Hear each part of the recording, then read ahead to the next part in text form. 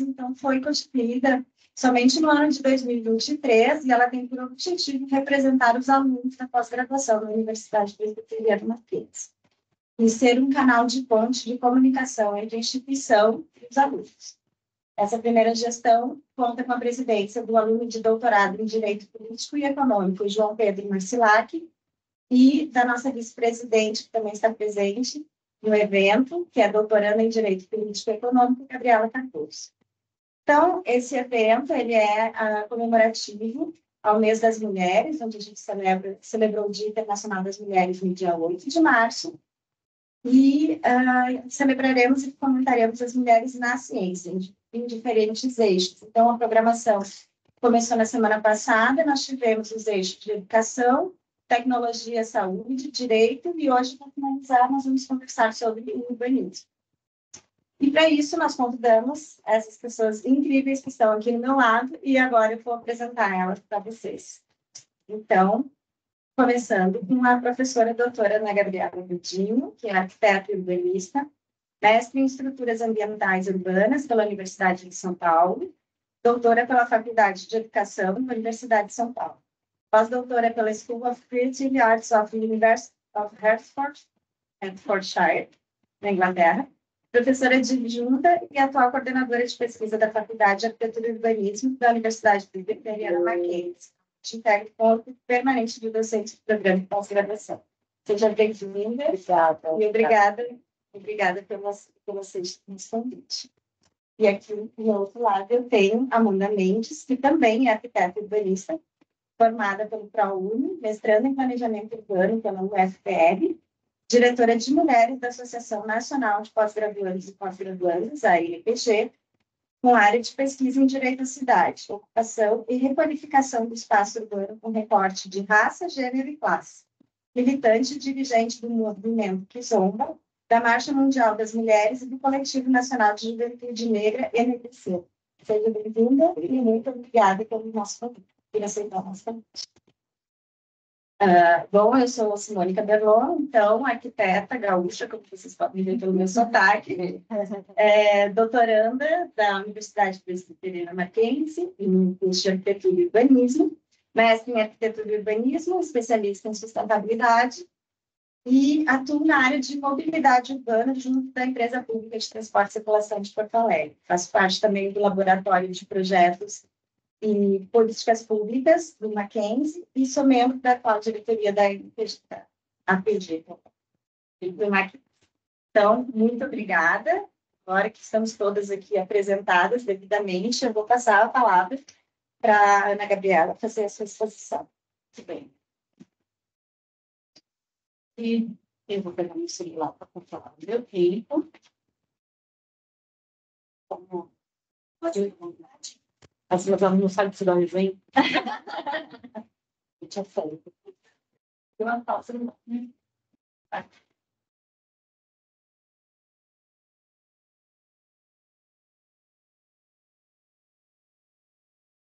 Quero começar agradecendo. Ok, obrigada. Quero começar agradecendo o convite para fazer parte dessa mesa hoje. É um grande prazer estar aqui, prestigiando e sendo prestigiada pela Associação de Pós-Graduandos. É um grande prazer conhecer vocês. E ao lado da Amanda, vai ser um grande prazer ouvi-la. Uma das coisas mais interessantes que eu vejo tanto nesses eventos é justamente ouvir as minhas colegas que estão trabalhando nessa temática e aprender com elas. Então, um grande prazer. Obrigada pelo convite mais uma vez. O que eu trouxe para vocês hoje é um breve panorama a partir da pesquisa acadêmica sobre as mulheres em arquitetura e urbanismo. Eu pensei em fazer uma exposição relativamente breve para que a gente possa depois dedicar mais tempo ao debate, a conversar. Então, sem mais delongas, vamos lá? Sim.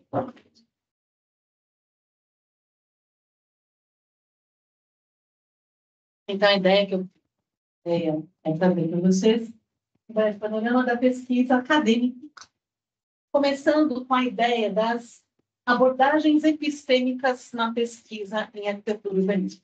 O que eu quero dizer com abordagem epistêmica? É o modo como a gente tem constituído o conhecimento sobre as mulheres na arquitetura e no urbanismo.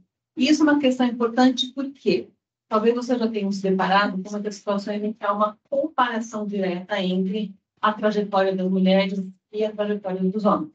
E isso, obviamente, é um problema de vigor, falta de vigor. Porque aquilo que caracteriza a trajetória de um determinado grupo não pode ser usado como categoria para analisar a trajetória de um outro grupo. Eu creio que a Amanda, ao trazer o recorte de raça, também vai discutir essa questão. Os critérios são muito diferentes. E a gente não pode... Os critérios de valoração, de apreciação e de reconhecimento, logicamente, não podem ser os mesmos. De um modo geral, a gente poderia dizer que o corpo de pesquisas que a gente tem contato hoje, e é interessante porque, embora a pauta das mulheres já não seja exatamente uma novidade, eu peço desculpas por estar dando as costas para você, imagina, não seja exatamente uma novidade, um levantamento recente sobre o número de dissertações de mestrado, tese de doutorado no banco de tese da CAPES, retorna algo como 120, 130. O nosso último levantamento foi de novembro do ano passado. Desse conjunto, 70% são teses sobre a Lina Bobardi, uma mulher branca de origem europeia. Que bom que nós temos esse reconhecimento, mas, por outro lado, a gente percebe que tem um longo caminho a ser percorrido. Então, a primeira coisa importante é o que a gente tem visto hoje, né, é um movimento cada vez maior, um número cada vez maior de trabalhos que aparecem na forma de capítulos de livros, de eventos como esse que a gente está fazendo hoje, procurando identificar as lacunas e os silêncios na bibliografia tradicional da arquitetura. Então, esse é um ponto importante porque, inclusive, quem está assistindo aqui, eu não sei se vai ter a gravação depois, até pode ser uma questão importante. As lacunas do silêncio são uma abordagem muito, tem sido muito trabalhada, mas ela traz um desafio, porque se há silêncio de lacuna, onde encontrar essas pessoas, né? Curiosamente, nós temos um projeto propondo abordar isso, sendo apreciado por uma famosa instituição de apoio à pesquisa que não deu o financiamento, mas a gente recorreu, a gente vai existir. Porque justamente se há uma lacuna, né, uma das questões é, mas onde é que ela vai encontrar? Então, o levantamento, reconhecimento e análise da contribuição de profissionais invisibilizadas ou insuficientemente reconhecidas. Então, o que acontece é que muitas dessas profissionais mulheres já estavam aí, estavam trabalhando em obras conhecidas, né? Só que a sua autoria foi diminuída, ou foi distorcida, ou foi suprida. Ou, muitas vezes, uma obra, esse tipo de obra em que elas participavam é considerado menor, né? Mas mesmo em obras como, por exemplo, a gente vai ter a Biblioteca Nacional de Buenos Aires. Tem um pouco de desculpa, me ocorreu agora esse exemplo, mas é a Biblioteca Nacional, né? Sempre atribuída a um homem, que foi o Lino Testa. Na verdade, a gente tem também uma autora, que é a Alicia Gazzaniga. E só recentemente isso vem sendo.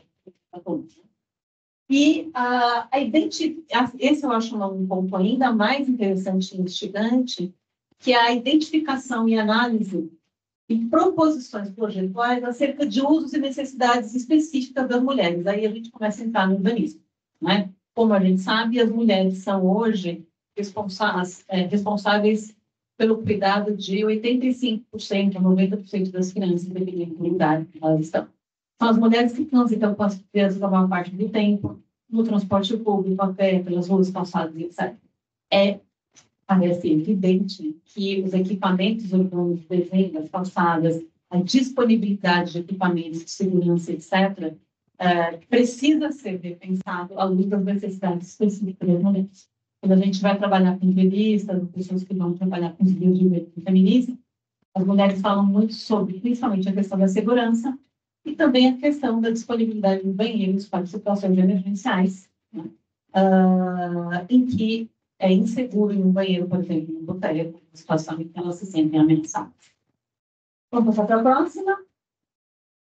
A outra questão, e essa tem sido muito interessante, eu estou aqui o Daniel da faculdade, também o Caio, que é da FAO, são novos programas projetuais. Então, por exemplo, o Centro de Acolhimento às Mulheres Vítimas de Violência, né, que têm sido questionados Então, muitas vezes, alunas que querem fazer essa temática recebem esse incentivo e falam, arquitetura não é assistência social.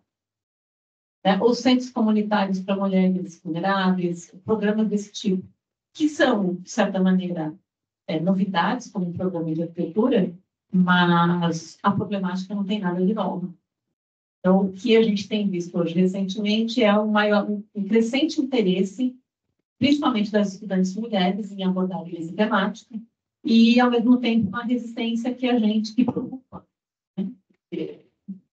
E a discussão é crítica sobre os modos pelos quais as mulheres contribuíram para o desenvolvimento da arquitetura e do urbanismo. Por quê?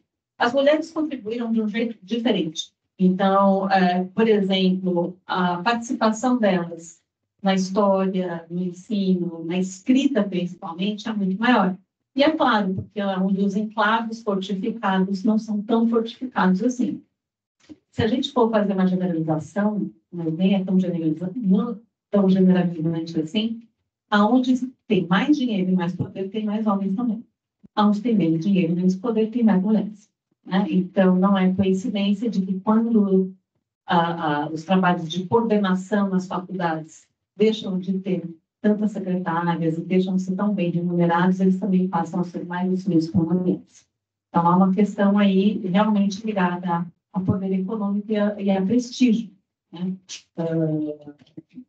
E, enfim, a outra questão que eu acho importante colocar é que é algo que a gente tem, digamos, visto e estudado e abordado com mais profundidade, agora falando de rigor acadêmico realmente, é a ideia de abordar as mulheres latino-americanas como sujeitos epistêmicos. O que significa um sujeito epistêmico? É um sujeito que produz o seu próprio conhecimento a partir do seu próprio lugar.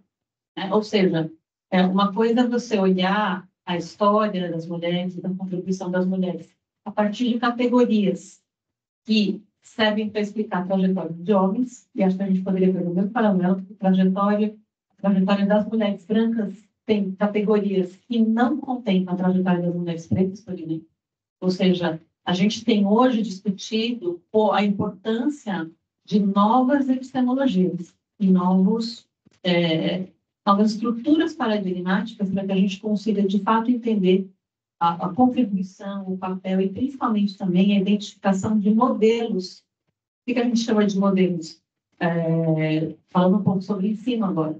É muito difícil para uma estudante de arquitetura muito jovem, uma menina preta, ou mesmo uma menina branca pobre, ou mesmo uma menina de origem indígena, ou uma menina de origem boliviana, que é onde a gente tem na MIBA, na Universidade da Integração Latino-Americana, passar a vida inteira estudando arquitetura Azar Hadid, a Casa do Sergipe. Isso é lindo. As mulheres no mundo privilegiado fazendo coisas que, eventualmente, elas não conseguem se relacionar com aquilo como um modelo.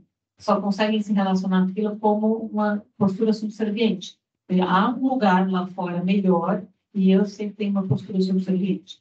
E muitas vezes isso reverbera na relação que essas meninas têm com os professores, em que elas também estão sempre numa posição subserviente, uma posição de ouvir, de receber, e sempre abaixo. Né? Quando a gente começa a estudar a atuação das mulheres, principalmente em territórios vulneráveis na América Latina, a gente vai perceber que essas mulheres são produtoras de um conhecimento que é crítico se a gente deseja fazer algum tipo de transformação no mundo. Essas mulheres são produtoras de conhecimento, elas conhecem o seu território, elas transformam o seu território. Então, quando a gente fala de mulheres como sujeitos epistêmicos, é entender que tipo de conhecimento está sendo produzido, a partir de que lugar, ou seja, são outros pressupostos, é uma outra ontologia, uma outra epistemologia. A gente não pode usar categorias, né? Estou insistindo muito nesse ponto, porque muitas vezes as perguntas que me fazem, por exemplo, pergunta tipo, os mulheres projetam diferente? O que eu vou responder para isso? Né? Todas as pessoas projetam diferente, por um lado. Por outro lado, todo mundo projeta como foi treinado a projetar. Né? Então, as duas coisas convivem. O que a gente precisa realmente, quando a gente fala em mudar o paradigma, significa deixar as pessoas projetarem de acordo com a sua posição, o seu papel, a sua contribuição para o grupo em que elas recebem. É muito difícil. Vocês percebem que quando a pergunta muda, a gente consegue ver outras coisas. Né? A próxima. Eu trouxe aqui algumas. Eu acho que aquela perspectiva tão branca e a gente precisa realmente rever isso, né? Eu acho que por isso que nós temos que dar as boas-vindas e estar dispostos a nos reconstruir no tempo todo. Né? Eu acho que o feminismo branco, europeu, estadunidense, vem sendo muito questionado, a gente tem que continuar questionando, e muitas das coisas que a gente produziu até agora foi com essa base. Né? Até certo ponto, porque a gente não tinha tão disponíveis outras bases, mas agora nós já temos. Então, é hora de reconstruir. Mas, de qualquer maneira, nós temos aqui algumas urbanistas, já que a ideia era trazer, né, a ciência do urbanismo, a Carmen Coutinho, que foi uma das principais protagonistas do Rio de Janeiro da sua época. A Carmen Coutinho, vamos passar rapidamente as obras dela. Foi a terceira mulher a se formar no Brasil, em engenharia. E quando a gente fala na arquitetura, quando a gente vai falar do conjunto residencial Pedregulho, todo mundo fala, é um conjunto do Reidi. O Reidi foi o companheiro da vida toda dela. O Reidi não fez isso sozinho. Aliás, essa é uma questão importante. Em arquitetura, ninguém faz as coisas sozinho. É um negócio muito grande para fazer sozinho. Então, a ideia do super cara, autor, homem que sabe tudo, tem sido cada vez mais jogada por terra. E muitos colegas homens têm achado que isso é a boa notícia, sabe? Isso tira também, né? Uma ilusão que é ruim para todo mundo que está aí. A arquitetura é um trabalho extremamente colaborativo. Complexidade, né, do projeto, urbanístico, principalmente, o arquitetônico, né, sempre implica numa equipe. Né? E, nesse caso, o conjunto residencial Pedregulho, que é um conjunto que forma cidade, ele foi primeiramente idealizado pela Carmen Coutinho. Ela idealiza como unidade de vizinhança, então toda a disposição dos edifícios, dos equipamentos é idealizado por ela, primeiro, viabilizado financeiramente, viabilizado legalmente. Depois ela faz as entrevistas para as redes sociais, você não faz praticamente tudo, né? Então é muito impressionante que só o Reidi tenha, durante muito tempo, sido considerado o autor dessa obra. A próxima. Aqui a gente tem algumas imagens muito belíssimas. Olha, a gente não está tirando absolutamente o mérito da arquitetura ou da participação do Reidi, é só realmente que a gente precisa reconstruir a noção de autoria do projeto. A própria narrativa. Exato. Né? Então, outras narrativas. Mas... Então, só para vocês verem, quem não conhece, é um nome belíssimo. Bem daquela época, o Oscar Niemeyer foi conhecido também por isso, né? O outro edifício, veja, é interessante porque esse é um museu de arte moderna e ele é, do ponto de vista da engenharia, uma grande obra de engenharia, né? Desenho, com solução estrutural. Mas o nome que está impresso num dos pilares é o do Reidi. Não tem o nome da Carmen Coutinho. Engenheiro, quem será que pensou, né? E as fotos que a gente tem de obra, tem a Carmen Coutinho na obra. A próxima. Então, nessa evolução, enfim, se tornaram obras icônicas, elas estão na história da arquitetura moderna. E, atualmente, uma das vezes que a gente propôs no Congresso Internacional sobre Arquitetura Moderna é justamente como o feminismo reorganizou a narrativa do movimento moderno. Né? A gente está contando a história agora sobre um outro ângulo. Próximo. A gente tem a Lota Macedo Soares também, que trabalha no aterro do Flamengo. A próxima tem um filme especialmente sobre ela e a Elizabeth Bishop, que é um parceiro. Né? O aterro do Flamengo é uma das obras mais, digamos, paradigmáticas, né, do Rio de Janeiro, mas pouquíssima gente conhece o nome da Lota, né, mesmo depois do filme. Vou passar um levantamento rápido, só para vocês verem conhecendo. E é interessante porque o Museu de Arte Moderna, que vocês estão vendo aqui no canto inferior esquerdo, fica no aterro do Flamengo. Então, vocês percebem, são duas obras paradigmáticas que contam a história do Rio de Janeiro, feitas por mulheres, só que ninguém sabia. Próxima, essa casa da Samambaia, a casa em que ela morou durante o tempo, ela trabalhou no projeto estrutural. É o projeto feito de produção de demandas. Frias, que teve um papel extremamente importante, muito atuante. A Rosa Frias, recentemente, vamos passar a próxima. Ela recentemente recebeu o colar de ouro do EAD. A primeira mulher a receber uma honraria, recentemente, foi em 2021, 2022, uma coisa assim. Bem recente, a primeira mulher, quer dizer, eu ia ver, finalmente, né, em algum momento da história, né? E aqui a gente está vendo alguns projetos que ela trabalha, projetos urbanos, né? O centro focou principalmente em projetos urbanos, o Vai em Jabaú. Próximo.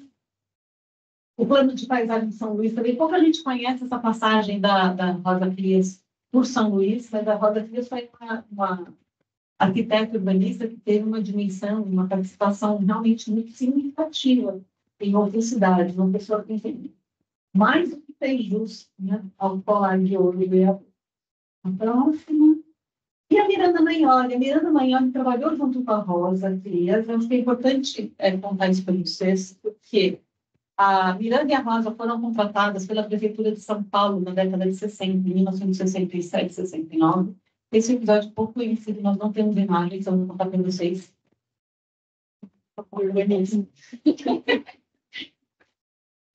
Interna, Mas, enfim, elas trabalharam juntas no plano de melhoramento de São Paulo e elas fizeram, quando elas foram contratadas pela prefeitura, elas tiveram uma ideia. A gente, ao mesmo tempo, óbvio e brilhante, mas ninguém depois fez isso. Sim, a gente precisa fazer um plano, perfeitamente, a gente precisa fazer um levantamento de cidade, a gente precisa saber que diabo é isso, na verdade. E o mais interessante é que depois disso, nunca ninguém mais fez com a cidade. Ou seja, sem reconhecimento físico de que cidade que nós temos e que cidade que nós vamos voltar. É claro, a cidade foi crescendo de uma maneira explosiva, mas fica muito marcado esse momento em que elas vão fazer um levantamento de áreas verdes, um reconhecimento da cidade de São Paulo, como depois nunca mais houve. Uma parte desse plano está publicado na revista da USP, a revista POS, numa edição especial sobre a Miranda Magnoli, que é essa que foi uma professora da FAUSP, e também é considerada uma das grandes figuras do paisagismo. Quando a gente fala de urbanismo, a gente também está falando do desenho da paisagem. E ela é considerada uma das grandes figuras do paisagismo, não só em São Paulo, mas no Brasil. Formou aí gerações de paisagismo. E aqui a gente tem alguns dos projetos dela. A atuação dela como professora foi muito, muito marcante. Próximos. Aqui eu contei para vocês aqui, porque aqui a gente está vendo mais projetos residenciais, né? Nossa, tem muita pessoa. Oi? Esses são de São Paulo? Eu acho que são, eu não tenho certeza. E, finalmente, a nossa querida Nádia Somek, queridíssima nossa professora de programa de pós-graduação, que tem uma trajetória muito significativa para nós, porque, como vocês sabem, ela foi a primeira presidente do PAU Brasil e teve uma atuação. Enfim, ela enfrentou, como muita gente sabe, quem conhece a Nádia sabe aqui que ela enfrentou, né, em um lugar, enfim, em que a presidência de uma mulher foi muito enfrentada, e também o fato de que uma chapa totalmente feita por mulheres, em algum momento da nossa história, assumiu, né? E eu acho que ela teve à frente, então, de muitas lutas aí, e ela conseguiu colocar e defender muitas lutas que hoje em dia o PAU apoia, como, por exemplo, a luta pela equidade de raça e gênero, que era uma coisa que não passava pela agenda. A Nádia teve, enfim, ela tem uma carreira pública, é uma mulher pública, tem uma carreira pública significativa, foi a diretora da nossa faculdade de urbanismo também. Próximo. E o trabalho dela, então, é principalmente esse trabalho de representação em instituições públicas, além da grande pesquisadora que ela é. E o programa Mais Arquitetos é um dos programas que ela encampou também. Próximo. Além das publicações que ela... das quais ela é autora, ela participa de alguma maneira. A Maria Assunção é uma outra grande arquiteta urbanista, a professora ainda está ligada, ainda à USP, ela teve uma passagem pelo Mackenzie. Todas essas mulheres desenharam, de alguma maneira, partes da cidade de São Paulo, então a cidade de São Paulo que nós conhecemos teve a participação de alguma maneira delas. Todas elas têm currículo, né? Incrível. Aqui a gente está vendo para a recuperação de Magnate Tietê e Pinheiro. Então, vocês imaginem o que seria se ela tivesse conseguido, que ela tivesse subido, né? Hoje a gente olha isso, é uma coisa importante. Os vídeos com as entrevistas, com a entrevista com a Assunção Deus sobre a idealização desse projeto está disponível no blog Feminino Rural, um projeto de pesquisa que a gente organizou há um tempo atrás. E tudo isso, pessoal, acho que vale a pena dizer, essas mulheres que a gente entrevistou no Feminino Rural contavam coisas do tipo. Ela é uma mulher que, durante o dia, estava fazendo isso, né? E à noite chegava e tinha que fazer o jantar.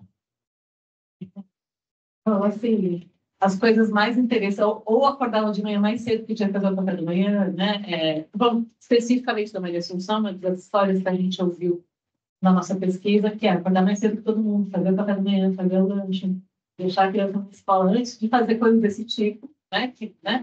E no final do dia tem que fazer isso, né? Algumas contaram, não é o caso da Maria Assunção, mas algumas contaram que chegavam em casa, a família estava esperando, sentada no sofá, esperando ela chegar para fazer o jantar.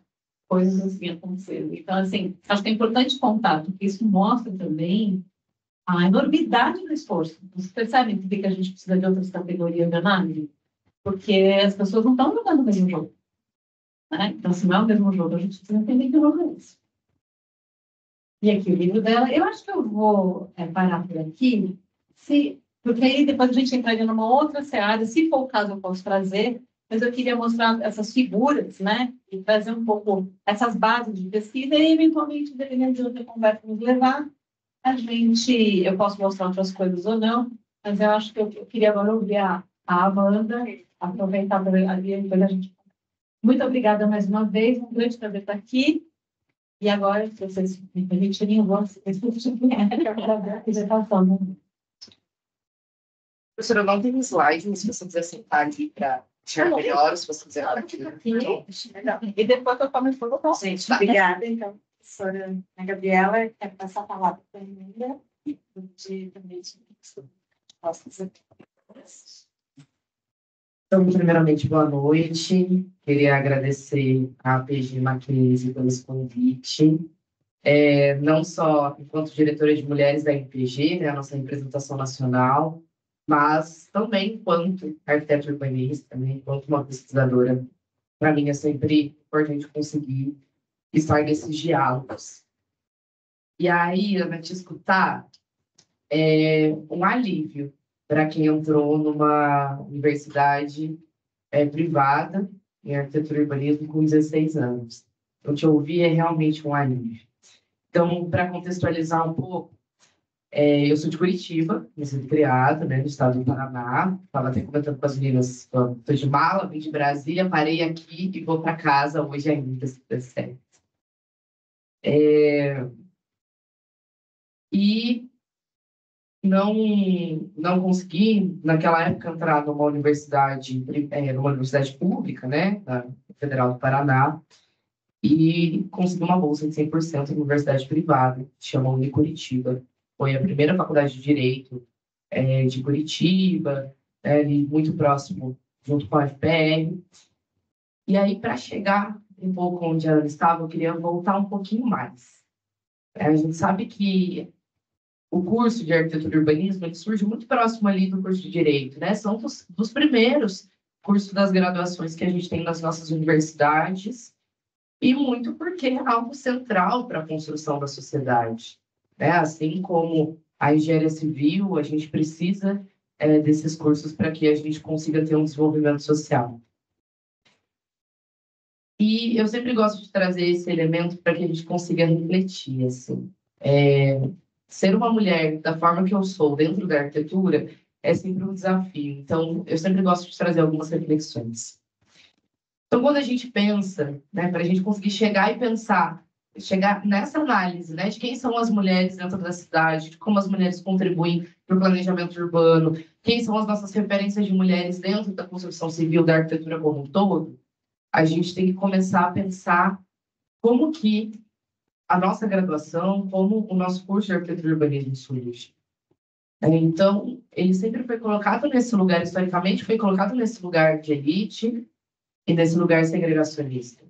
Então, as nossas cidades e também como universalmente a gente sabe quem são as principais figuras da arquitetura e urbanismo, sempre estarão naquele espaço, né, de homens brancos europeus dentro de uma heteronormatividade que é imposta pela nossa sociedade. Então, a gente precisa primeiro conseguir fazer a transformação de quem a gente está formando para a gente conseguir pensar numa transformação de cidade. E nessa de quem a gente está formando, então, isso a gente já sabe, né? A gente parte do ponto de que o curso de arquitetura e urbanismo ainda está no lugar segregacionista e ainda está no lugar de elite. A gente mudou muito com os últimos anos, principalmente depois que, né, nesses últimos 10 anos, a gente tem um sistema de cotas para dentro da graduação, né? Eu entro na universidade através do sistema de cotas raciais e entro na pós-graduação através das cotas raciais. Então, a gente conseguiu, o que a gente fala, né? Eu também venho do movimento estudantil, então, a gente fala, a gente conseguiu pintar realmente a universidade com cara de povo, a partir, né, desses últimos 10 anos, e agora espero que amplie ainda mais com a revisão dessa lei de cotas, que também inclui a pós-graduação, né, na lei de cotas. Então, a gente vê uma mudança do perfil das pessoas que estão cursando arquitetura e urbanismo há muito pouco tempo. Muito pouco tempo.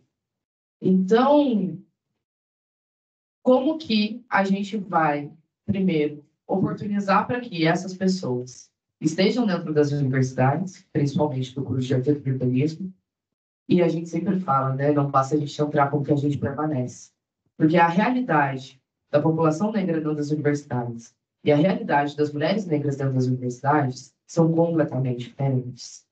E como que a gente consegue não acabar com o sonho de uma menina negra que quer ser arquiteta, de ela realmente conseguir ser arquiteta. Então, a gente precisa pensar nisso primeiro, né, nesse start, como que a gente muda realmente a cara de quem está se formando em arquitetura e urbanismo, mas não mudar porque a gente vai excluir tudo que já foi colocado, mas para que a gente realmente tenha um processo diversificado, um processo representativo, um processo inclusivo para dentro das universidades. Então, este é o ponto inicial. E aí, a gente tem que falar sobre a estrutura do que é um curso de arquitetura e urbanismo. Então, a gente não vê mulheres professoras, a gente não vê pessoas negras sendo professores e professoras, e a gente não vê uma universidade com uma biblioteca realmente diversa e representativa, a gente não vê a possibilidade de a gente sonhar. E aí, quando a Ana traz, a professora traz essa questão da epistemologia, que para a gente é tão importante, que a gente quer falar do lugar de onde viemos, e a gente quer conseguir colocar a nossa contribuição para a sociedade nesse sentido, a gente precisa ter base, a gente precisa ter referência bibliográfica, a gente precisa ter em quem a gente se inspira, a gente precisa ter grandes referências, às vezes não é nem a referência da estrutural acadêmica, mas de olhar e ver, né, de como todo mundo, sempre quando eu chego no espaço para falar sobre arquitetura, a gente pergunta, quem é o arquiteto que você lembra? Todo mundo vai lembrar do Oscar Niemeyer. As pessoas não vão lembrar da Lina, por exemplo, e muito menos da Inedina, da primeira engenheira negra do Brasil. Então, a gente precisa conseguir ter essas pessoas de referenciais, de objetivos também. E aí, dentro, né, da graduação, a gente não se depara com essas possibilidades, nem de inspiração e nem mesmo da possibilidade de uma referência. Assim. Então, estudar para fora da caixa, que é isso. Na minha graduação, por exemplo, eu tive uma professora que falou que era inaceitável que a gente terminasse a graduação sem ir para Paris. E não existe essa realidade onde, por exemplo, na minha turma, grande parte era bolsista, não existe essa realidade. A gente precisa entender qual que é a realidade das pessoas que estão adentrando este curso. E qual que é toda essa nossa cartela de diversidade.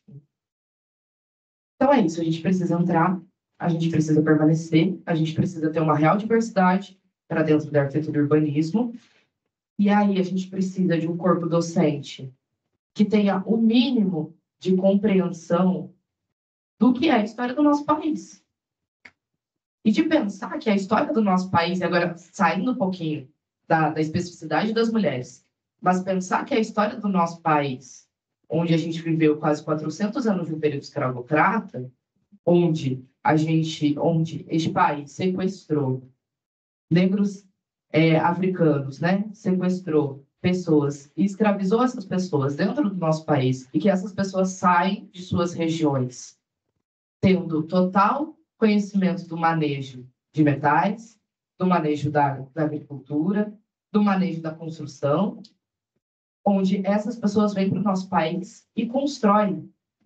Então, nesse processo, né, desse racismo estrutural que a gente vive na nossa sociedade e do apagamento da contribuição da população negra para a construção do nosso país, de todas as cidades, a gente consegue voltar um pouco mais ainda. Quem realmente construiu as nossas cidades?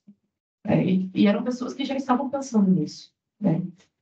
Então, a gente precisa de um corpo docente que tenha a mínima, o mínimo conhecimento da estrutura do nosso país e de tudo que nos afeta, né? Então, eu sempre coloco isso quando eu venho falar, porque é algo que me doeu muito. E eu gosto quando a gente tem professoras aqui, e por isso que eu falo que é um alívio, porque durante a minha graduação, era muito difícil estar nesse lugar de...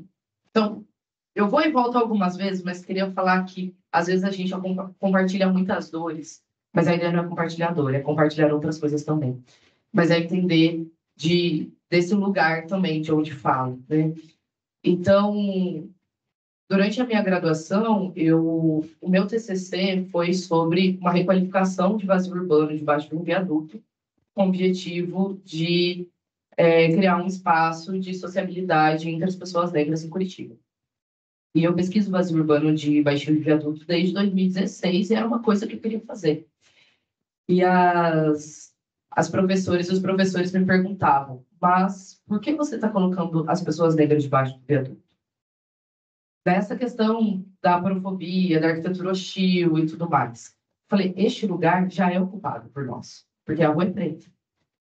Mas, neste projeto específico, era um viaduto onde tinha um grande tráfego de pessoas, de transporte público e de carros. E também toda uma relação ali com a arte urbana, grafite, que também é uma área de pesquisa. Eu falei, as pessoas vão passar por aqui e não vão ter opção de não ver. Quem passar a pé, quem passar de carro, quem passar de ônibus, vai ver este projeto aqui, todo referenciado numa arquitetura vernacular africana, todo referenciado na nossa base de construção dos negros escravizados aqui, as pessoas vão ver. Não tem como não ver. E essa era a minha principal justificativa. E durante a minha defesa da monografia, né, porque a arquitetura, aqui não sei, mas na minha universidade era dividida em duas partes. Primeiro você faz a monografia, depois você faz o projeto. Na minha defesa de monografia, uma professora que estava na minha banca disse que se eu quisesse homenagear a população negra, eu fosse para a Bahia, que aquilo não cabia em Curitiba. Então, como que a gente vai pensar em cidades inclusivas diversas para mulheres, para PCDs, para a comunidade LGBTQIA+, para as mulheres indígenas que transitam na cidade, porque elas estão sempre em movimento? Como que a gente vai pensar em tudo isso se a gente ainda tem isso acontecendo dentro das nossas escolas de arquitetura e urbanismo? Então, a gente precisa conseguir ter realmente essa mudança de perspectiva, de chave, de pensamento durante o nosso processo. Sei que isso não se replica a todas as universidades do nosso país, mas, principalmente eu que venho do Sul, sabemos que o Sul é uma região complicada, é difícil, é algo recorrente. Então, a gente precisa pensar em quem nós estamos formando e como nós estamos formando essas pessoas. E, Ana, quando eu falo que é um alívio te ouvir, é porque vem numa perspectiva diferente de entender que a arquitetura e o urbanismo ela é interseccional, de que ela precisa falar sobre classe, ela precisa falar sobre gênero, ela precisa falar sobre raça. Então, de vários momentos que eu já estive para falar sobre cidades, não são todos os momentos que a gente encontra professoras como você. E a gente precisa realmente disso para que, quando nós entrarmos dentro da universidade, que foi o meu caso, que eu tive uma orientadora ótima, que é a Flávia, a gente conseguir. Talvez a gente entre lá e a gente não vai ter, docentes negros, negras, ou uma diversidade realmente que a gente olhe, se espelhe e se sinta contemplado e representada dentro desse espaço. Mas a gente fala, né, que na nossa luta a gente sempre precisa de aliadas.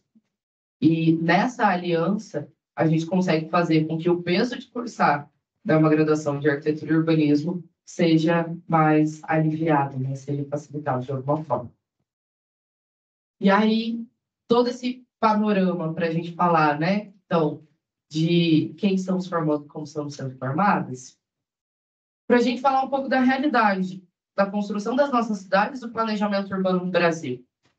Então, acaba sendo até senso popular, um senso comum, né? Quando a gente fala, quem você lembra como arquiteto, todo mundo vai falar Oscar Niemeyer. Às vezes lembra ali do Burle Marx, do paisagismo, às vezes lembra do Lúcio Costa, porque estava com Oscar Niemeyer. E às vezes lembra da Lina Bobardi. Então,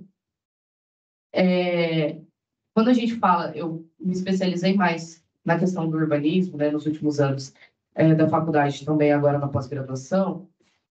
Então, quando a gente vai falar sobre, né, para além da construção civil, mas também do urbanismo, a gente sempre coloca quem tem pensado as nossas cidades.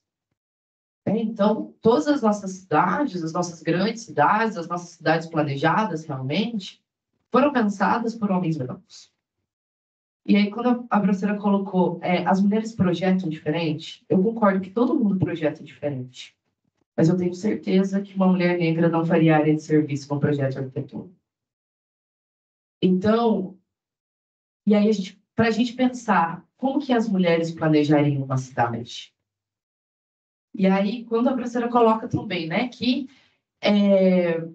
a gente, como nós estamos sempre em trânsito, né, e cuidando dos filhos, e levando as crianças para a creche, indo trabalhar e pegando o transporte público, tendo que voltar para casa, porque é um lugar socialmente nos colocado, as mulheres são socialmente responsáveis pelas tarefas de cuidado. Se a gente estivesse pensando as cidades, para além das calçadas, que aí também serviria para todo mundo, né? Porque as mulheres precisam de calçadas realmente adequadas, mas as pessoas com deficiência também precisam dessas calçadas, as mães com seus carrinhos também precisam dessas calçadas. A gente, qualquer pessoa, precisa de uma calçada minimamente segura e adequada para não tropeçar e cair na rua. É o básico. Mas eu acredito que nós, mulheres, pensamos nisso. E eu acho que nós não pensamos nisso porque às vezes nos colocam nesse lugar de sermos mais cuidadosas, de sermos mais atenciosas, de sermos mais afetivas. Mas é porque a gente nunca consegue pensar só na gente mesmo. Então, eu acho que a gente conseguiria ter uma noção de cidade e planejamento urbano que seria de fato diferente, assim. E aí, por isso que a gente tenta interferir tanto no que a gente tem de concepção de construção das cidades hoje. Nós queremos, sim, cidades mais seguras. Eu que trabalho com a questão dos baixios de viaduto, as mulheres não passam debaixo do viaduto. E esse espaço inseguro debaixo do viaduto nem deveria existir, se o planejamento, né, quando a gente pensa ali na década de 70, que os carros não podiam ser submetidos a nenhuma parada, e aí a gente tem viaduto, e a gente tem tudo quanto é coisa. Pensamos no carro, mas pensamos nas pessoas, pensamos nas mulheres que vão passar debaixo desses viadutos, esses espaços que são inseguros, que falta iluminação pública. E aí, quando a gente pensa também na estrutura das cidades, e não só das cidades planejadas, mas de como as cidades vão crescendo, e de como quando a gente faz o recorte de classe, onde a gente sabe que nem todo mundo tem direito e acesso a uma moradia digna, onde a gente vê a explosão de ocupações urbanas que surgem nas nossas cidades. Em Curitiba mesmo, a gente tem muita ocupação urbana que ficam nas áreas periféricas e marginais da cidade, e todas as ocupações urbanas são lideradas por mulheres negras. Todas. Não tem uma que não. E isso diz muito.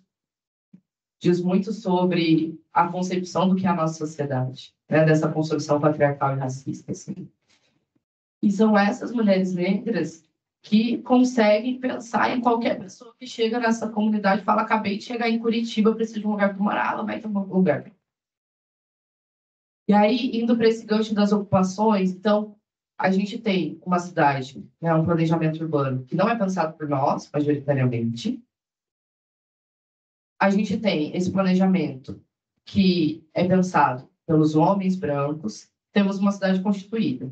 Essa cidade constituída, onde há um planejamento, a gente já percebe que não nos cabe, porque não é uma cidade pensada para nós. E aí, se isso que foi pensado já não nos cabe, imagina essas ocupações urbanas e esses espaços que essas mulheres estão ocupando. E aí, imagina a vida de uma mulher que está numa ocupação irregular, com filhos, que não vai ter acesso ao mínimo dos equipamentos urbanos que são necessários. Então, próximo das ocupações das cidades mais marginais, a gente não vai ter, marginalizadas, a gente não vai ter creche, a gente não vai ter posto de saúde, o transporte público vai ser extremamente precário, a gente não vai ter hospital, muito menos a gente vai conseguir pensar em espaços de sociabilidade, lazer, esporte ou acesso à cultura que essas pessoas realmente vão ter.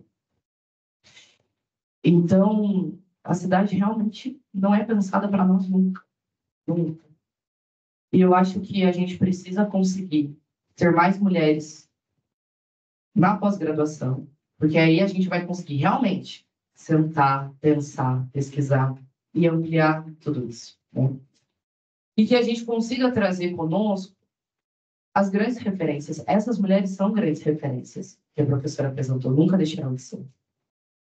Mas a gente precisa tentar também trazer um pouco para a nossa contemporaneidade, né? Quem são as mulheres negras que têm pensado cidade? Joyce Bert é uma arquiteta urbanista que acabou de lançou um livro ano passado que fala sobre e se a cidade fosse nossa? Que ela vai falar sobre o feminismo e sobre o racismo nas cidades. E aí, eu comentei aqui sobre a Enedina é nossa, né? Formada na Universidade Federal do Paraná, e é a primeira engenheira negra do Brasil. E quando eu fiz o meu trabalho de conclusão de curso, eu me aprofundei um pouco mais na história da Enedina. E também descobri que a Enedina participou, porque é isso, né? Nada se faz sozinho, é sempre na coletividade. A Enedina participou de grandes obras. Então, a Biblioteca Pública do Paraná é obra da Enedina. O Instituto, o IEP, que é o Instituto de Educação do Paraná, que hoje tem o ensino médio, projeto da Enedina, para além do que é do mais conhecido, né? Em Curitiba mesmo, a primeira imagem que data de 1827, que é do pintor chamado Debré, pintor francês, Debré, em 1827, ele pinta um quadro representando Curitiba e é a primeira imagem que a gente tem conhecida de Curitiba. E essa imagem retrata um homem negro escravizado construindo hoje que a gente tem as ruínas da igreja de São Francisco. E logo após, os negros escravizados constroem a igreja do Rosário, né, que é a igreja dos Pretos de São Benedito, que foi tomada deles porque a catedral teve que ficar em reforma.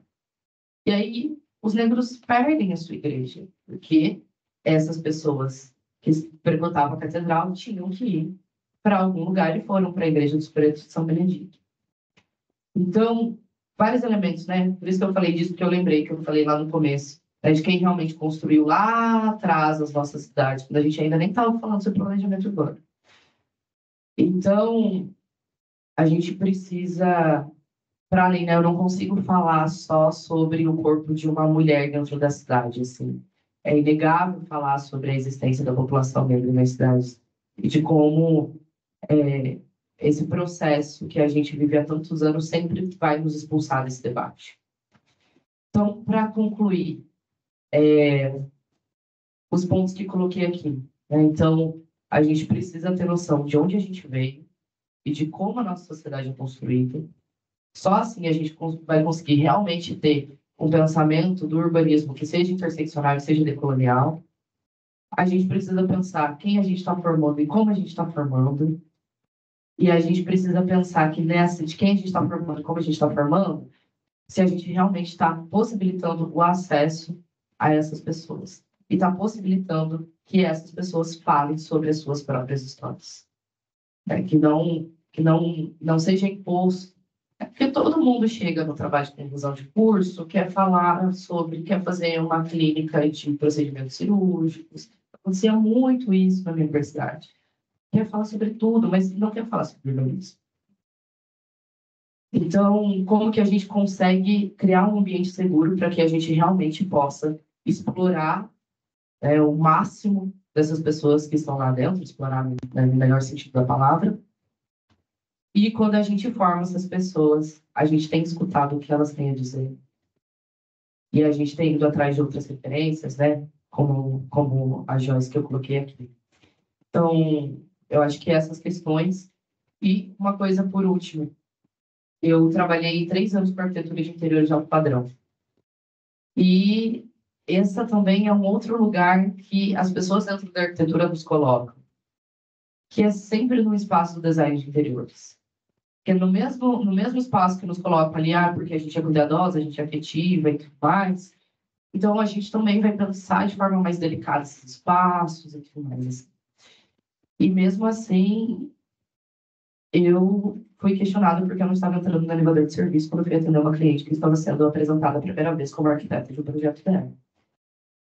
Então, nos colocam em lugares que sempre vão ser num lugar subserviente.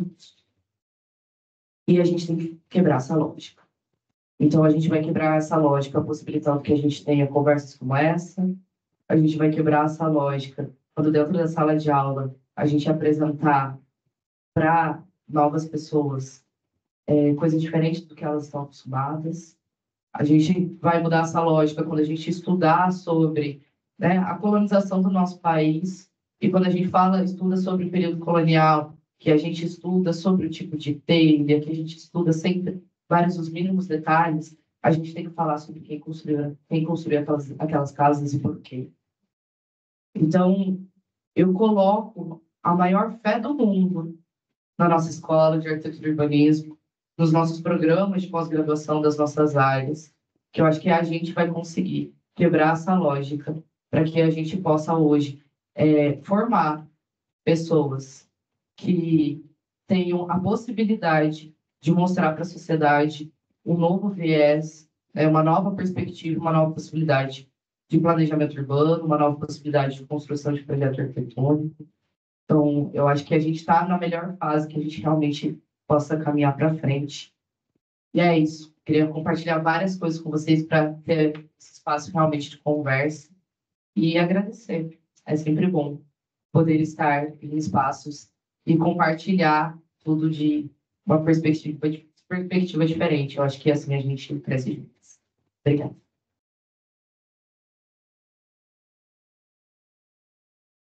Obrigada, essa fala. Eu vou fazer algumas considerações aqui a respeito do texto. Não sei se o professor quer continuar fazendo mais algumas coisas, a gente pode passar para uma discussão aqui. A gente pode passar, eu acho que, enfim, eu queria agradecer a fala da Amanda. Eu achei interessante que a segunda parte eu ia mostrar as pesquisas que foram feitas hoje, e acho que cada uma possa mostrar, porque eu acho que elas são, digamos assim, eu concordo muito com você, Amanda, eu sou muito otimista, que eu vejo a transformação acontecendo. E o que é interessante né, eu estava um pouco na dúvida sobre qual que era a abordagem desse evento, se era mais histórica, né, história da ciência, ou só uma coisa mais contemporânea, né? Então, os processos são duas partes. E se essa primeira parte, né, que é, digamos, urbanistas, se alguém fosse me questionar, mas quais são as urbanistas mais conhecidas? Tá sendo, eu te mostrei, né, hoje. Agora, o que as pessoas estão fazendo hoje? Né? Acho que seria bastante... Posso mostrar, porque é o que está sendo feito hoje, vamos lá. Então, pesquisa da forma feita. Esse aqui é um trabalho de uma ex-mestranda minha que decidiu estudar os espaços comunitários de territórios vulneráveis.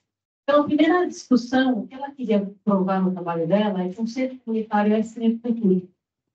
Porque isso é uma coisa que, assim, muitas alunas hoje, se elas quiserem fazer um centro comunitário, elas vão ser questionadas, mas você vai fazer o quê? Essa social?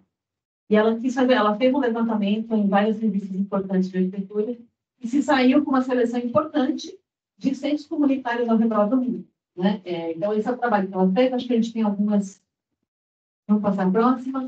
E o que é interessante é que a gente vai ver que o centro comunitário em território vulnerável é essa pequena estrutura que permite que a comunidade se reúna e se organize e trace o seu próprio destino.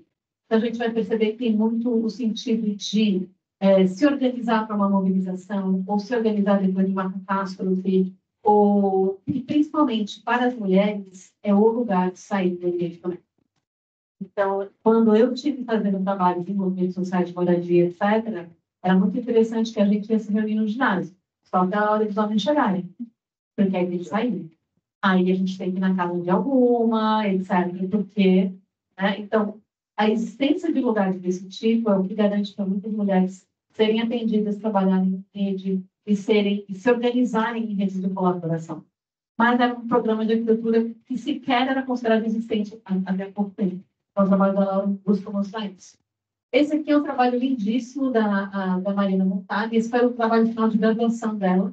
Ela faz esse trabalho na África, para a Jádia, que é essa senhora. A Jádia, quando a Marina conheceu, tinha 72 anos.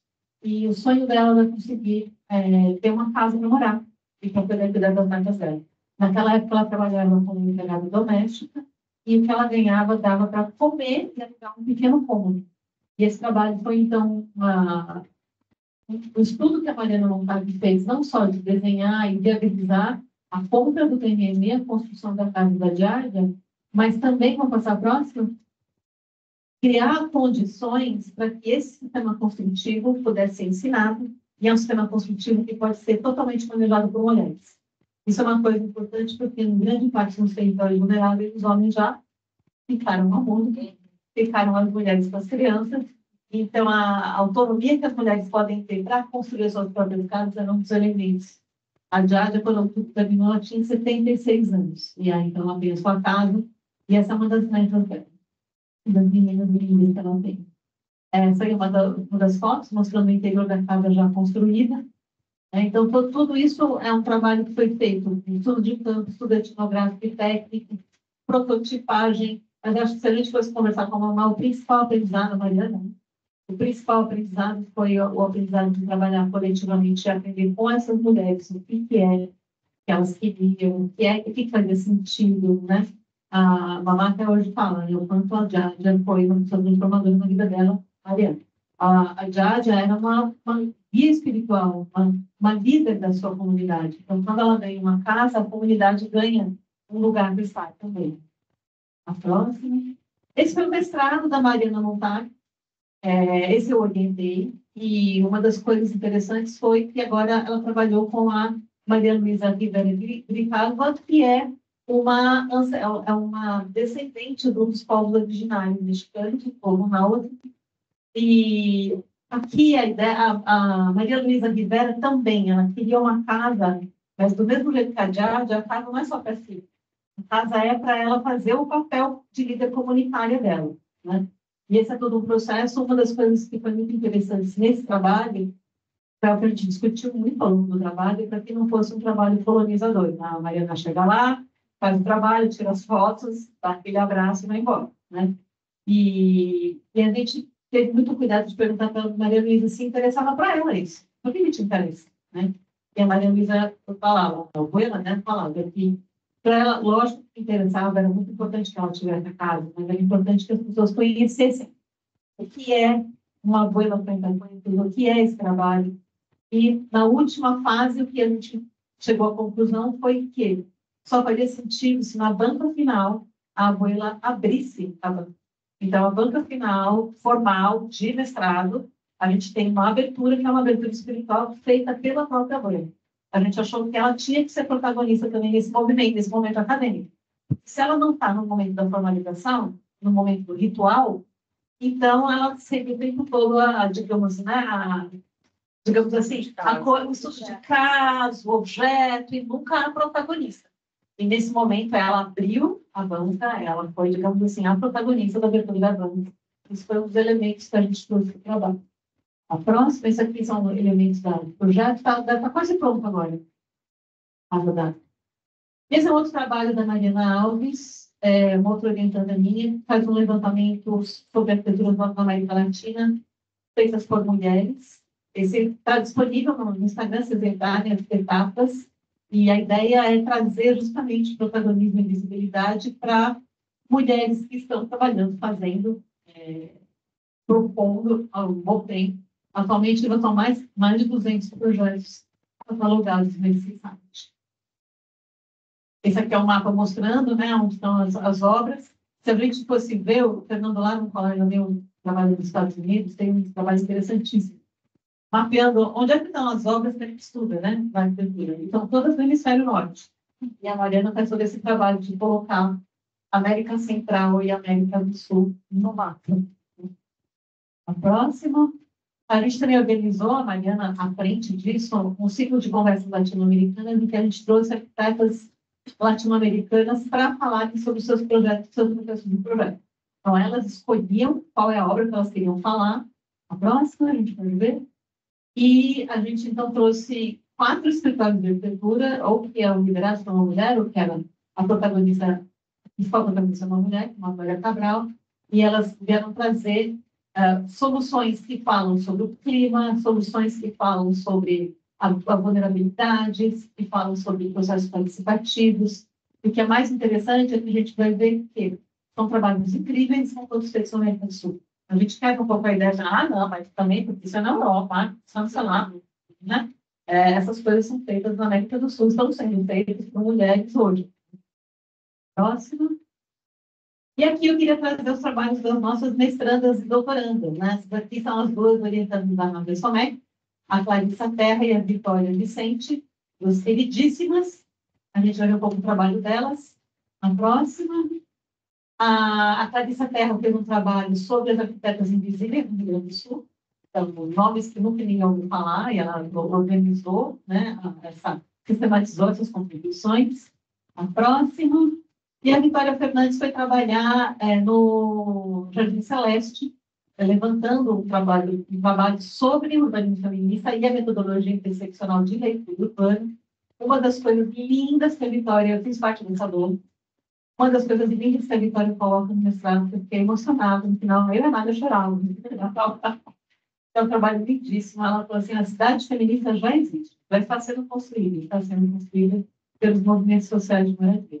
Então, os princípios do urbanismo feminino, etc., já estão, né, materializados, e eu acho que isso está muito claro no trabalho da Vitória. Próxima. A professora Ruth Vertzen também, orientando a Júlia Mendonça e a Eloá. Aí a gente começa a ver também estudantes pretas finalmente aparecendo. Quando eu mostrei esse trabalho em Fortaleza, vários estudantes pretos vieram para você, olha, achei tudo aquilo que você falou, né? Que bom que tinha alguém, entendeu? Que se parece comigo, pelo amor de Deus, né? E a Eloá está fazendo um trabalho muito bacana. Vamos ver as próximas imagens. Então, a Júlia fez um levantamento sobre as mulheres no São Luís do Maranhão. Uma coisa importante é a gente também começa a sair do eixo de São Paulo, né? Vocês sabem que o Rio e São Paulo tem uma tendência a achar que sempre do Brasil é aqui, e a gente está quebrando isso, acho que é extremamente importante saber. Então, agora não é um centro. Tem gente fazendo outras coisas, então, né? Dá licença. E esse é um trabalho, então, sobre São Luís do Maranhão. A próxima. E a Eloá fazendo um trabalho sobre a Georgia Louise Harris Brown, uma arquiteta negra estadunidense, e uma arquiteta moderna do século XX. Né? Ela estava no envolvida do CNPq, a Eloá deve ter terminado esse trabalho, só tenho falar com ela para atualizar essas informações. A próxima. E aqui a gente tem algumas das minhas orientandas, trabalhos que elas finalizaram. A próxima. A Nora terminou recentemente uma leitura sobre o espírito do urbanismo feminista. É um trabalho primoroso que ela faz, analisando todos os guias do urbanismo feminista disponíveis até então. Acho que vale a pena a leitura, está disponível lá no banco de teste da Mackenzie. A próxima. O trabalho da Mariana Alves, uma outra orientanda minha, que vai analisar as revistas de arquitetura latino-americana e vai mostrar como as mulheres são invisibilizadas. Tem coisas muito engraçadas, hein, gente? Tipo, assim, no texto aparecem o arquiteto fulano, x, y, blá, blá, blá. A fulana de tal, não é arquiteto? Quando é homem, é o arquiteto, blá, blá. Quando é mulher, fulana, fulaninha lá, não tem o arquiteto na frente. Ela faz esse levantamento, entre outras coisas maluquíssimas que a Marina descobre, e coloca, é maluco, mas está lá nas revistas, entendeu? Né? E é o que ela faz, ela analisa sobre a próxima. Aqui é um pouco mais desse mestrado, né, da Mariana, da Casa da Abuela Frequentes. E esse é um outro trabalho lindíssimo sobre as artesãs do Vale de Jequitinhonha.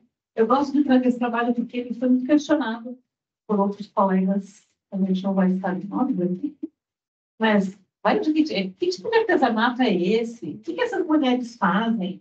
E assim, eu quis trazer para vocês porque a Carolina teve esse cuidado de ir até lá, conhecer essas mulheres. Ela está ali fotografada por mãe, junto com mãe e filha, e faz esse trabalho dessas artesãs, são o motor econômico do Vale do Jequitinhonha. E o trabalho da Carolina foi criar um centro para que essas mulheres pudessem comercializar o seu trabalho e também organizar e enviar para o Brasil todo. Então, essas mulheres fazem a diferença na vida das famílias delas, né? Ou seja, o bonito da pesquisa é o reconhecimento do que são essas mulheres, da atividade que elas fazem, de como elas constroem a cidade, o significado da cidade, e o que elas precisavam. Ou seja, a Carolina não chegou assim, vou fazer um negócio incrível, um ícone. Ela foi lá perguntar o que elas queriam, o que essas mulheres queriam, e propor algo que fazia sentido para elas. Mas altamente combativo. Outro trabalho que também foi combativo, mas não tem conseguimos, foi esse abrigo para mulheres refugiadas em Pacaraima, em Roraima. O questionamento também é, por que também faz para homem? A gente tem que fazer essas coisas. E aí a Marina teve que explicar, né, que uma mulher, primeiro que quando você está em condição de refugiado, né, que vai a família inteira, tudo organizadinho, bonitinho, papai, mamãe, querido. Essas mulheres fogem sozinhas com o que dá com a roupa do corpo. Quando elas estão em abrigos junto com homens, a quantidade, os números da violência sexual contra as mulheres é um negócio assim, assombroso, né? Depois que ela trouxe esses números do colega, assim, entendeu? Você entendeu? Quer que explique melhor? Né? E aí ela conseguiu fazer também esse trabalho. Mas esse aqui eu acho que é o último, se eu bem me lembro. Esse foi um livro que a gente publicou, acho que eu queria mostrar para vocês, que é um trabalho, resultado de uma pesquisa que eu fiz junto com o professor Rodrigo Noé, falando sobre mulheres e cidade, gênero e infância, né, em que a gente vai trabalhar com várias... Esse livro retrata várias experiências da prática. Mulheres, coisas que foram feitas de fato, complexas de fato, em lugares vulneráveis de fato. A gente não queria que fosse mais um texto acadêmico falando, né, mas que fosse, de fato, uma coletânea de experiências.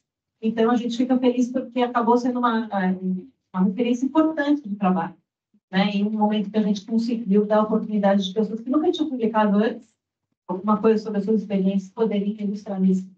Então, a gente foi uma honra conseguir fazer esse livro. E era isso, então, a segunda parte, a parte da contemporânea, o que a gente está fazendo.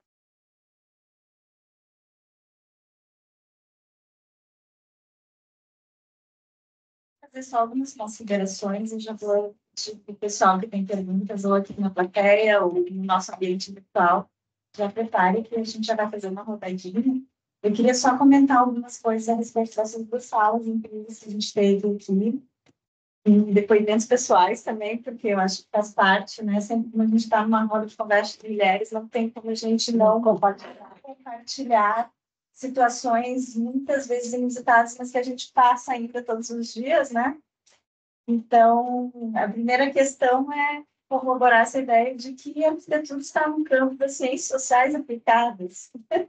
Só para lembrar, né? Então, entender a sociedade onde a gente está vivendo e para quem a gente constrói e aonde os nossos cursos de arquitetura estão inseridos na nossa universidade, esse é o primeiro ponto. Então, não tem como fugir. Ou a gente entende onde está, né, e reflete e questiona essa realidade para poder conseguir alterar isso, né, porque não existe nem arquitetura nem urbanismo sem o entendimento social, que afinal é o que a gente aplica na nossa prática, né?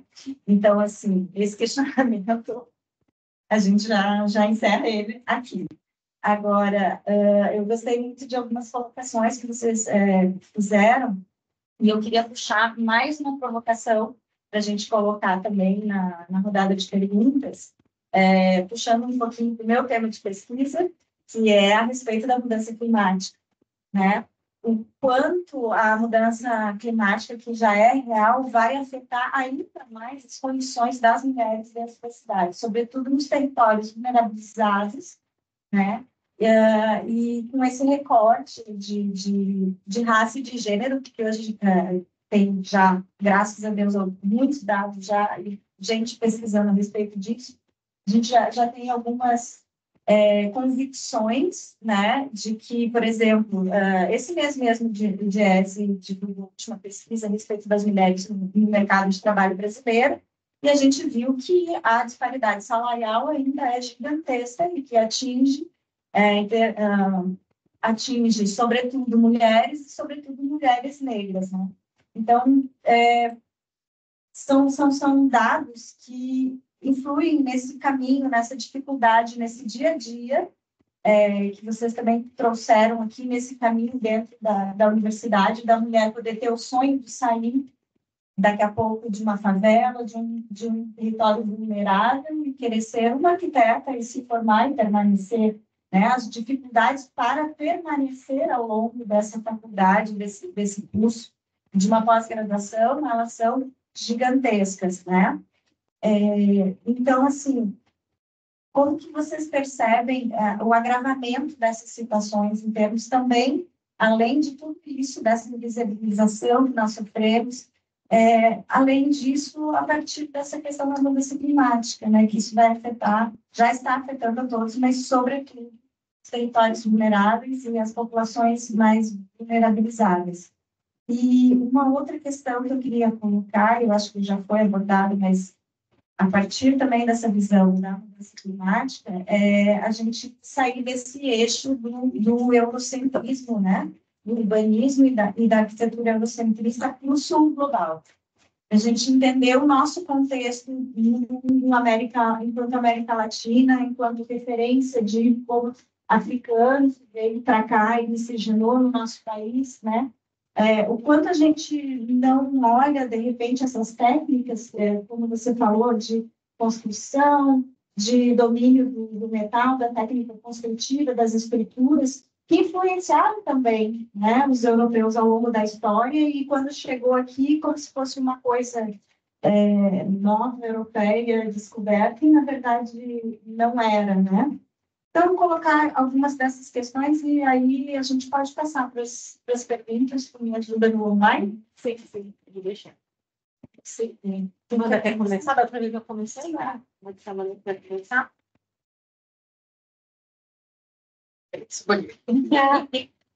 Você já pode começar também. Então, eu acho que a gente finalmente está no momento que a gente está realmente falando de mudança climática, né? Eu acho que é inegável que os problemas que a gente está vivenciando hoje não são de hoje, né? Que vem de muito tempo. Mas, e aí, nisso que você provoca, né? A questão da mudança climática, e aí pensar nos territórios vulneráveis, de como atinge a vida das mulheres, a gente tem falado muito hoje sobre a questão do racismo ambiental. Então, isso é uma coisa diretamente ligada, assim. Então, quando a gente fala que nas nossas cidades a gente tem as ocupações irregulares, que vão estar em espaços marginalizados, ou essas ocupações geralmente estão em espaços de área de preservação ambiental, né, preservação permanente, estão em áreas de nascentes, em áreas de bosque e tudo mais, ou também estão, em Curitiba a gente tem bastante isso também, a gente tem ocupações que estão localizadas próximos a aterros ou a lixões. Então, quando a gente fala, né, sobre o racismo ambiental, a gente fala sobre como esses espaços são espaços que acabam sendo os únicos, né, disponíveis para uma certa parcela muito específica da sociedade. Assim. E que, quando a gente vai falar sobre essas mudanças climáticas e como atinge, não é de hoje. Né? Então, eu acho que as mulheres e a população negra, as pessoas mais vulneráveis, elas já estão sofrendo com isso há muito tempo. Então, se a gente pensar que são essas pessoas que não têm acesso à moradia digna, elas já estão sofrendo com a consequência de enchentes, de alagamentos, de deslizamentos, que a gente vê se falar há muitos anos, mas que hoje a gente teoriza, né? Então, hoje a gente consegue teorizar isso enquanto racismo ambiental, de a gente falar que essas pessoas estão em costas, que essas pessoas estão ao lado de nascentes, e que e que são pessoas, né, de um perfil muito específico, que são nesses lugares. E para além de a gente ampliar e falar sobre, né, os povos de comunidades tradicionais, se a gente falar sobre as aldeias indígenas, se a gente falar sobre os quilombos, de como esses quilombos estão sendo expulsos dos lugares que eles já ocuparam há muitos anos, isso também é racismo ambiental. A gente consegue aprofundar ainda mais quando a gente fala sobre os povos de religiões de matriz africana e os povos de terreiro, que muitas vezes possuem os seus espaços sagrados, que são espaços próximos a nascentes, ou são espaços próximos, ou são em espaços de preservação, mas na verdade são essas pessoas que estão preservando e elas também estão sendo retiradas desses espaços, né? Então, eu acho que também são essas pessoas que vão conseguir ainda preservar o que a gente tem e ainda transformar, né, essa lógica de exploração e tudo mais. E aí, pensando nisso, né, de que essas pessoas que estão nesses espaços já estão sofrendo com as alterações climáticas há muito tempo antes da gente começar a falar realmente sobre as mudanças climáticas que estão gritando na atualidade, eu acho que ela já tem, ela já tem mostrado, inclusive, e aí um pouco da segunda pergunta que você faz, ela já tem mostrado um pouco de solução. A gente sabe que quando e onde o Estado é ausente, as pessoas acabam por elas mesmas tendo que procurar alguma forma de solução pela própria sobrevivência. Então, em espaços de ocupação irregular, por exemplo, que a gente tem rios, nascentes e tudo mais, a gente vê que essas pessoas já não estão construindo mais as suas casas no chão. As pessoas já estão construindo suas casas sobre pilotis. Então, a gente percebe que elas mesmas estão pensando em alternativas projetuais para que consigam passar por aquilo. E, na verdade, não deveriam estar passando, né? Mas, e também, né, eu acho que como isso vai afetar a vida das mulheres. Pensando que as mulheres socialmente são colocadas nas tarefas, nesse trabalho do cuidado, quando a gente vê, agora recentemente choveu muito, né, Rio de Janeiro, São Paulo, acho que São Paulo que também choveu, né, eu estava em Brasília, e eu estava vendo os casos, né, dos deslizamentos no Rio de Janeiro e tudo mais, e eu acho que a gente tem que começar a perceber que sempre as entrevistadas são mulheres. Em sua maioria são mulheres negras e são mulheres com seus filhos, com as crianças, que novamente, mais uma vez, perderam tudo. E de pensar como as mudanças climáticas estão diretamente ligadas com a forma que a gente planejou as nossas cidades.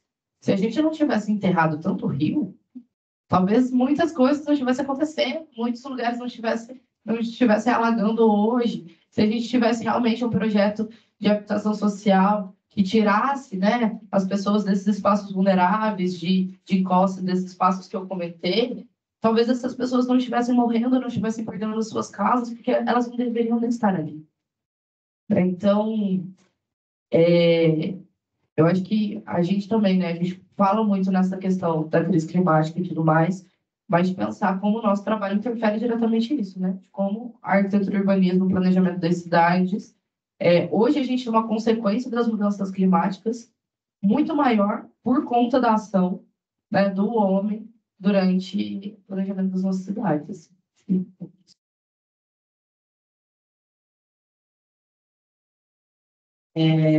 Eu acho que, enfim, a Amanda deu um quadro já bastante abrangente, né, desses elementos, coisas que eu comentaria, assim, né, que estão ligadas a alguns estudos que nós fizemos e até estão documentados em 2 artigos que eu publiquei junto com coautores e coautores.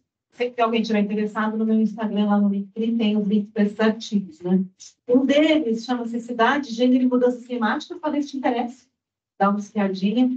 E a gente vai, de fato, perceber que as cidades são as principais estruturas que colaboram para a mudança climática. Quais são as principais maneiras que a cidade colabora? Primeiro, com a construção civil, e segundo, com a infraestrutura de transporte. Então, elas contribuem fundamentalmente para a mudança climática, né? Depois, quando a gente vai observar, então a gente vai chegando, né? Tá pousando no planeta Terra, as diversidades contribuindo fortemente para a mudança climática.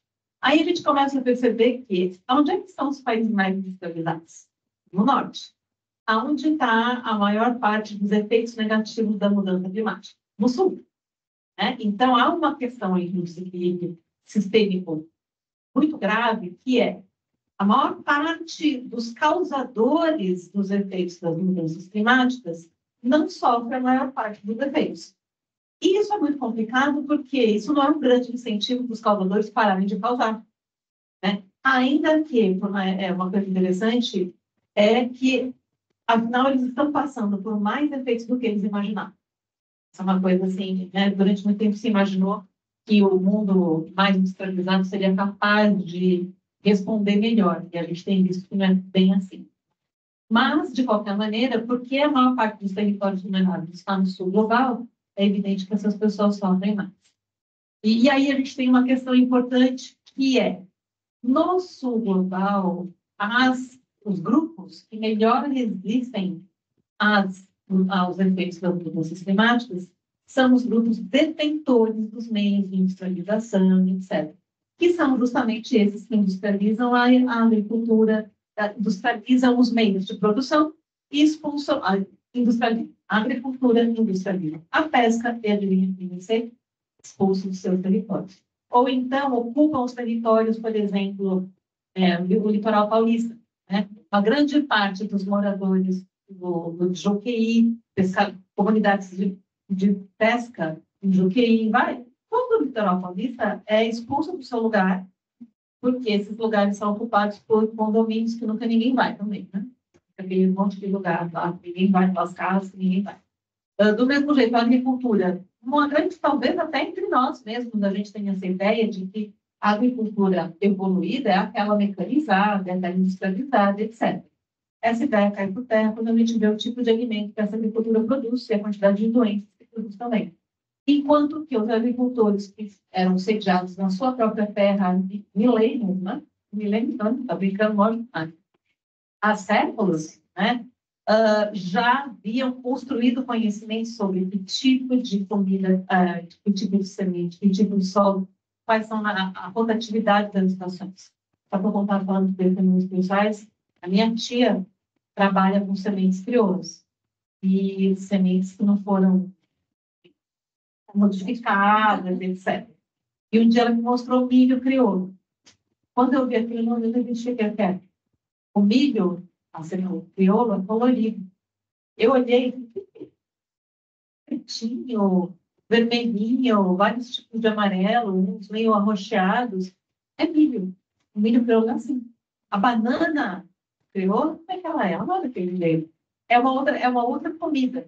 Entretanto, essa comida ela é resistente às intempéries, ela é variada e ela também fortalece a saúde.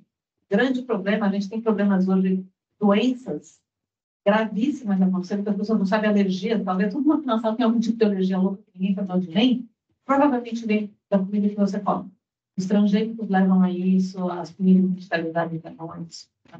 Ou seja, estou comentando isso, que essas pessoas que ocupavam esses territórios aéreos e tudo, provavelmente é o conhecimento delas que vai salvar a humanidade. Não vai ser o conhecimento sobre os transgênicos, enfim. E aí, chegando no território, né? Num outro artigo, que eu fiz junto com os duas coautoras, a gente vai olhar especificamente para as mulheres pretas de Parelheiros. E a gente, qual que é a nossa questão ali? A gente fez um trabalho em Parelheiros, a gente chegou lá, mas toda vez que chega lá é assim, aquele olho de uma aquele pessoal bem vestido, bem alimentado, que vai conversar, etc. O que uma mulher que está passando por dificuldade, o que ela vai contar para você? Ela vai abrir o coração? Acho que não, você faria, é uma questão assim, você faria alguém chegar na tua casa, perguntar o que você vai falar daquela pessoa, entendeu, né? Então, a ideia foi a gente olhar o que elas estão falando nos blogs, nos sites, no Instagram, no Facebook, porque ali elas estão conversando entre si e não é uma conversa tão mediada quanto aquela pelas editoras, aquela na academia, etc. E o que elas estavam falando era sobre a violência que elas sofrem, a violência artificial, a violência médica. Uma coisa que eu aprendi e que eu não sabia é que uma mulher preta que é diabética e hipertensa é um quadro diferente de uma mulher branca. Acontece que nem o SUS sabe disso. Então, se a gente não tem um entendimento racial, inclusive, essa mulher não está sendo atendida corretamente. Né? As pessoas têm diferenças genéticas por conta da sua raça, e isso é uma coisa importante para ser catalogada. Olha, você é preto, você é indígena, tem peculiaridades de saúde. Assim como as pessoas quilombolas que se relacionam entre si e desenvolve algum tipo de doença que as pessoas não têm noção, porque daí se relaciona com crime. Exato. E isso tudo, enfim, o que isso tem a ver com mudança climática? O que isso tem a ver com o sul global? Tem tudo a ver, porque essas pessoas estão numa situação de vulnerabilidade em que fica muito difícil preparar-se para o risco, enfrentar o risco e depois recuperar-se após o risco. Né? Toda a questão da mudança climática tem a ver com a hora que vier a mega chuva, a mega seca, o mega calor, a gente passou o mega calor e cozinhou, né? Mega calor, mega frio, quanto mais estruturado você está, você consegue se preparar, você consegue enfrentar e depois você consegue se recuperar do dano. Uma população vulnerável. E aí a gente vai observar que, dentre os vulneráveis, as mulheres pretas são os grupos mais vulneráveis. Então, quando no território vulnerável, se você coloca uma infraestrutura ali de livre acesso, a hierarquia vai se estabelecer, a cadeia alimentar. Os homens mais brancos, em primeiro lugar, e as mulheres mais pretas, em último lugar. Ou se você não tem uma atitude assertiva, no sentido de organizar as coisas, de maneira que as mulheres pretas tenham atenção, tenham acesso, tenham segurança, isso nunca vai acontecer naturalmente. Ou seja, essa ideia da igualdade, a gente tem muitas vezes na arquitetura, não, você tem que fazer para todo mundo. Você não vai fazer para todo mundo. Vai ser para os homens brancos isso aqui. Se você não determina, vai ser é a lei do mais forte. A gente vai botar Darwin funcionando. Então, para terminar, o que a gente tem visto hoje, em termos, como é que a gente conecta mudança climática e sul global? No sul global estão as maiores precariedades, mas também estão os conhecimentos que provavelmente vão salvar a humanidade. Quando eu falo sul global, não é só a América do Sul. Né? Uma das coisas que a gente sabe que hoje tem é várias populações originárias, elas estão organizadas em rede, trocando sementes e histórias. Por quê? Provavelmente, depois do apocalipse, o que a gente vai precisar? Vai precisar lembrar o que povo nós somos, né? E principalmente vai precisar comer. E onde é que estão essas sementes? Estão em bancos mega sofisticados, congelados, não sei onde, na Noruega, que diabo de lugar aí, né? Inacessíveis para todo mundo, e estão na mão dessas pessoas que generosamente trocam e compartilham, né? Eu sei, isso existe, assim, isso não está publicado nos lugares, eu sei que isso existe porque as pessoas falam entre si, as pessoas estão trocando, existem feiras de troca, em que as pessoas estão trocando, ninguém está vendendo, as pessoas estão trocando sementes de milho, sementes de arroz, sementes de, enfim, panelão, tudo isso daí, ervas medicinais, isso está, digamos assim, está aí, está sendo desenvolvido, só que está sendo desenvolvido com a rede subterrânea, porque digamos, isso não foi um alerta para a academia. O que a gente está fazendo? A gente está produzindo o quê, né? Retomando a sua pergunta, eu acho que é a pergunta. O que a gente está ensinando para quem? Preparando para quem? Um pouco vaga, né? Vamos saber que tem muitas, então, eu paro. Vou passar para ela, Betinho.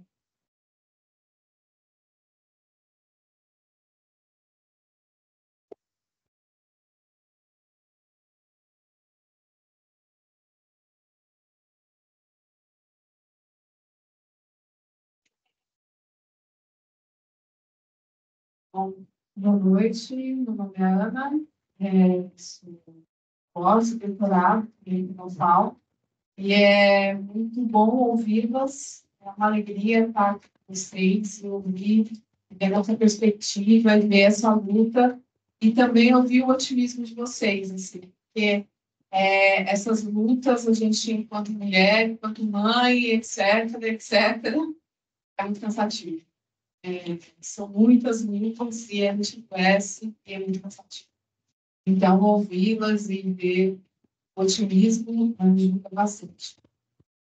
Só queria fazer uma adendo que vocês estavam falando da questão da saúde das mulheres pretas e das crianças. Tem uma luta, não sei contar, por exemplo, de exames do pezinho para os bebezinhos. Também tem questões genéticas diferentes, que precisam fazer exames. E das mulheres, as mulheres negras, no caso, as mulheres brancas, então, nos índices, as mulheres brancas é que mais têm câncer de mama. No entanto, as mulheres negras são as que mais morrem. A gente sabe por quê. Então, esse dado estava na ONU Mulheres e fica aí um adendo nessa questão que vocês estavam falando. Eu trabalhei muito tempo com empresas de planejamento urbano, de mobilidade, de transporte, tráfego, e a maioria sempre de homens.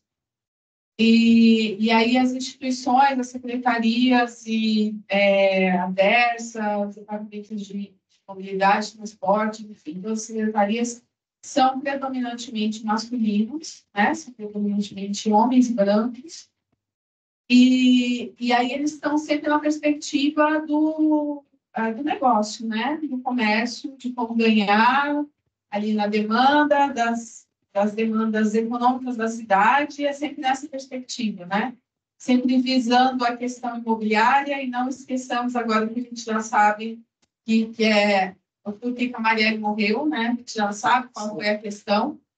Então, é importante a gente destacar, e foi uma questão urbana, que ela atingiu os interesses das áreas que eles tinham de especulação imobiliária. Então, a gente não pode esquecer disso, são esses donos da cidade, E aí, destacar que, assim, é muito complicado tudo que vocês colocaram. A gente sabe que quem anda na cidade, Vocês estavam falando, quem anda na cidade, quem está vulnerável, quem leva a criança para a escola, quem busca, quem trabalha, quem limpa, quem vai no supermercado fazer compra. Tem vídeos, por exemplo, as mulheres falando, mesmo quando os homens, digamos, entre aspas, ajudam, ele ainda pergunta, como faz isso, como faz aquilo, como compra isso, como compra aquilo, como não sei o quê. Quer dizer, mesmo quando, entre aspas, eles ajudam, eles ainda ficam te demandando o pensado, planejado, organizar para eles poderem, então, enfim, poder ajudar.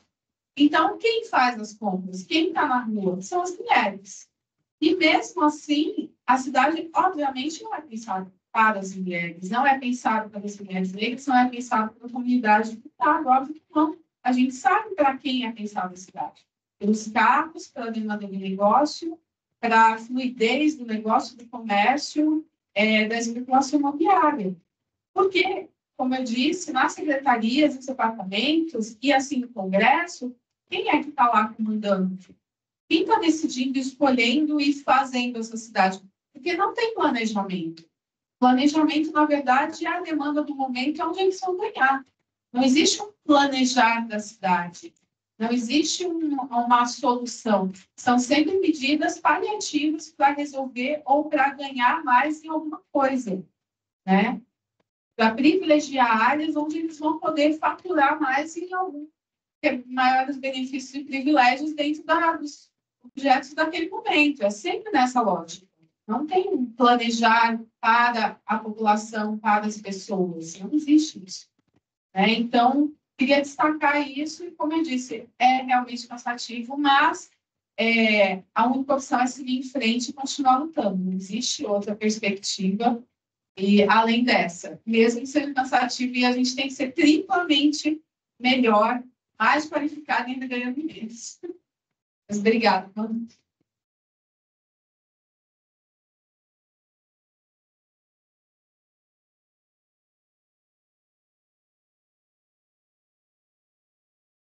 Boa noite. Sou parte da graduação de Arquitetura e Urbanismo. Eu queria fazer uma pergunta essa pergunta, queria ouvir a especialidade de cada um. Acho interessante, cada um tem especialidade em uma área. Eu gostaria que eu fiz uma pergunta que abrangesse as três para poder ser respondida. A minha pergunta é o seguinte: vocês já deram uma aula de como estamos na situação atual. A gente sabe que no último censo do IBGE, a maior parte da população brasileira é feita por mulheres. E a pergunta é, como que nós, urbanistas, podemos pensar futuro, não usando um recorte como o Brasil, como que a gente vai fazer, como que a gente vai planejar, como que a gente vai estruturar o futuro das cidades, pensando nessa questão de que desde os princípios nunca foi planejada para mulheres. Como que a gente vai pensar no futuro a gente tornar acessível essas cidades para as mulheres?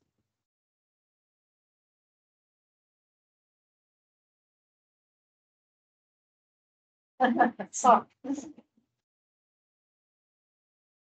Olha, daria para a gente, enfim, ficar aqui dia discutindo, mas eu vou procurar ser breve. Eu vejo que a primeira questão para a gente pensar é a gente não pode mais pensar em cidades que atingem a escala de São Paulo. São Paulo é uma megalópole, é uma deformação, em que, enfim, a sustentação da vida em São Paulo, ela implica no grau de desigualdade de pessoas fazendo trabalho duro para outras pessoas sobreviverem, que é uma máquina de desigualdade. Então, acho que a primeira coisa é a gente pensar que as cidades elas precisam realmente ser pensadas em uma escala mais razoável, né? E o que é razoável, eu acho que é um ponto de debate, mas certamente a gente sabe dizer o que é irrazoável. São Paulo é uma cidade que tem um tamanho irrazoável. O segundo ponto, e eu estou muito influenciada aí pelos meus estudos no artigo que eu estou concluindo agora, sobre 5 projetos habitacionais que foram feitos numa iniciativa habitacional no México.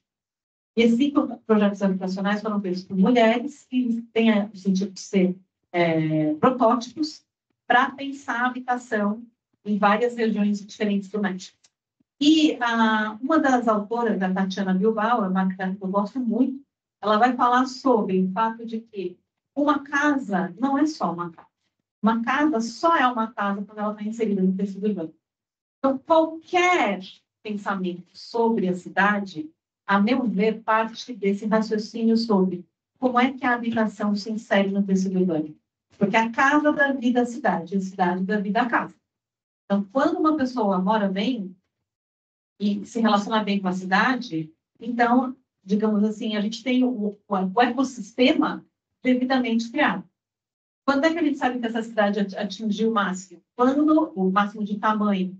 Quando, a meu ver, existe um percurso andável, um percurso de transporte público que não vai exceder 10, 15 minutos. Né? Quando a gente atingiu o máximo de densidade? Quando as pessoas têm acesso à luz natural, ventilação natural, o contato com a terra, né? O contato com o verde. Ou seja, a meu ver, hoje, a gente precisa repensar a relação da casa com a cidade e da cidade com a casa como um núcleo de raciocínio. E a gente tem que, de uma vez por todas, chegar à conclusão que a casa não é um lugar de serviço das mulheres. Então, isso é uma coisa importante, porque a gente precisa pensar se a gente tem toda a casa tem que ter cozinha, ou se a cozinha não tem que definitivamente se tornar uma estrutura coletiva. Né? Será que os cuidados da casa, da roupa, lavanderias e cozinhas, toda vez que isso é embutido na casa, você transforma a casa num lugar em que você não para um minuto, você está o tempo todo tendo que trabalhar. Porque o tempo todo esse tipo de renovação da casa, a coisa está ali. Por que a cozinha tem que estar dentro de casa? Por que cada um tem que fazer na sua comidinha? Um dia que você não pode fazer de vez em quando uma coisa, mas toda aquela estrutura que é cara, que é pesada, que é difícil de manejar, que é de grande trabalho. Ou seja, a gente também tem que desmontar a casa como ela é tipicamente pensada para uma família que não existe mais, porque quem é que é linguística a família, né? Que não existe mais, é cada vez mais rara. E desmontar a casa, desmontar o que significa habitar, desmontar o que significa habitar da cidade e o que significa a relação da cidade com o habitat. São as reflexões para o momento. Então, para ser um adendo, eu acho que 2 coisas. Se a gente resgatar o que o Lefebvre falava para a gente sobre direito à cidade lá atrás, ele falava que o direito à cidade não é só a gente ter equipamento urbano, não é só a gente ter infraestrutura urbana para todo mundo, que seja acessível para todo mundo, mas que as pessoas realmente só vão ter direito à cidade a partir do momento que a gente conseguir extinguir com todas as parcelas de opressão. Aí eu já não consigo ser tão otimista assim. Então, como ele falava, né, que todas as pessoas vão ter direito a ocupar essa cidade a partir do momento que a nossa sociedade não seja mais baseada no sistema de opressão que hoje a gente sabe, né, que é o patriarcado, o capitalismo, o racismo. Então, nesse sentido, eu já não sou tão otimista, mas eu acho que também caminha por aí. A partir do momento que a gente conseguir fazer com que esse sistema estrutural social que a gente vive deixe de ser tão opressor, que ele consiga ser realmente mais igualitário, eu acho que a gente vai ter a possibilidade de a gente ter uma vivência, né, e não só uma sobrevivência, mas uma vivência realmente das mulheres na cidade de uma forma mais segura, de uma forma mais inclusiva e tudo mais. E eu acho que a outra questão, quando eu falei ali sobre a questão de que o Estado, às vezes, ele está ausente, e tudo mais, eu sou articuladora política, né? Eu trabalho com isso há alguns anos, assessorando políticos, e eu acho que a gente não tem como desvencilhar o que acontece na nossa cidade com a reprodução do que é a política do nosso país, assim. Então, a gente vai ter, assim, se a gente pensar na organização do que é a política, né? A gente tem o executivo, a gente tem o legislativo. No legislativo, a gente vai ter os vereadores e vereadoras, deputados estaduais, o deputado distrital, no caso do DF, e são essas pessoas que realmente vão conseguir pensar e formular projetos de lei que incidam diretamente na cidade. E às vezes são coisas poucas. Assim. Quando eu assessorava uma vereadora em Curitiba, a gente recebia pedidos, assim, preciso de uma lombada. Então a gente fazia o requerimento, a prefeitura executava a lombada.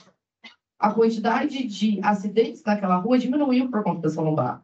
Então, de como também essa estrutura, né, política representativa do nosso país vai influenciar diretamente nas cidades. Então, quanto mais a gente tiver mulheres negras, né, na sua maior diversidade, nós mulheres, enquanto mulheres, mas na sua maior diversidade, representadas dentro do espaço legislativo, do executivo, dentro do parlamento, em espaço de poder, de decisão, eu acho que assim também a gente vai conseguir pensar cidades que sejam diferentes, não só para nós, mas de fato para todo mundo. Perfeita colocação, só para encerrar, então, como a gente está também numa sociedade de consumo, eu acho que o nosso papel como sociedade num todo é consumir mulheres. Nós temos que ler o que as mulheres estão escrevendo, nós temos que ver a manifestação artística que elas fazem, a gente tem que votar em mulheres para poder mudar isso, a gente precisa ouvir, né? Então, quanto as dificuldades que a gente tem aqui no dia a dia, né? Para conseguir extrapolar e ser ouvida, para conseguir que as nossas pautas não sejam menosprezadas ou definidas como algo menos importante, enquanto as mulheres tiverem essa força de ainda continuar falando e reproduzir, multiplicar as nossas vozes na sociedade, eu acho que aí a gente vai ter uma mudança, enquanto tiver pessoas dispostas a ouvir aquilo que a gente tem para falar. Porque a gente tem muito para falar e poderia, inclusive, ficar aqui a noite inteira discutindo também sobre isso. Mas, enfim, eu queria agradecer a presença da Amanda, da professora Ana Gabriela. Queria fazer um agradecimento especial à coordenadoria também de esportes e representação estudantil, a série 15. Deixamos também uma menção de agradecimento para a Reitoria de Cultura e Extensão, a PREC, bem como, em nome do professor Dr. Daniel Rogério Ferreira, que nos auxiliou a promover esse evento, agradecer a coordenação de mulheres da PG, a PG Mackenzie, a PG que está nos apoiando hoje, e esperamos que essa fala não fique por aqui, que a gente possa ter outros eventos, porque é muito importante todas essas pautas, principalmente dentro da universidade, que é o nosso lugar de debate, onde a gente constrói o conhecimento para conseguir tentar mudar essa realidade, né, de uma forma que seja positivo não só para as mulheres, mas para todas as pessoas da nossa sociedade. Então, muito obrigada e boa noite a todos. Obrigada. Só aproveitar aqui para finalizar oficialmente, né, encerrar o nosso evento, e com o brilhantismo de vocês, professora, Amanda, que puderam contribuir tão gentilmente com o nosso dia de hoje. Eu sou suspeita, eu poderia ficar aqui 3 dias e 3 noites ouvindo vocês falarem. Eu acho que o mais gostoso e interessante, sobretudo para a gente, né, que é de uma área diversa da de vocês, poder ouvir isso com tanta atenção e ainda assim conseguir relacionar com as nossas pesquisas de maneiras muito diversas, né? Eu trabalho com o cuidado também, mas na área do direito. Felizmente, esse semestre estamos cursando uma disciplina interseccional, né, entre direito e arquitetura, e isso tem sido muito rico. Poder ouvir o que vocês têm a dizer e a colaborar com as nossas pesquisas e pensar juntos tantas coisas, né, para promover políticas públicas é incrivelmente interessante. Eu gostaria de finalizar também fazendo um adendo com relação à Conferência Livre da Pós-Graduação Paulista, que nós vamos ter nos próximos dias 4 e 5 de abril, para promover diversas questões relacionadas, né, à NPG, mas com esse enfoque aqui do estado de São Paulo. Vai ser uma conferência livre paulista online, vou ter a oportunidade de poder fazer uma fala lá com as meninas, e essa conferência vai se finalizar, né, com um trabalho que vai ser levado nacionalmente, né, posteriormente. Tivemos a Gabriela aqui representando a MPG também no início dos trabalhos, que pôde trazer essa questão para nós. Então, só relembrando, a gente vai circular esse link para todos e todas que tiverem interesse, né, via o grupo que nós temos da APG aqui do Mackenzie. Mas, novamente, muito obrigada. Foi muito bom a gente ter podido iniciar os trabalhos da nossa APG esse ano com os nossos trabalhos desse Mulher na Ciência, do primeiro Mulher na Ciência, e espero que de muitos. Obrigada e boa noite a todos e todas.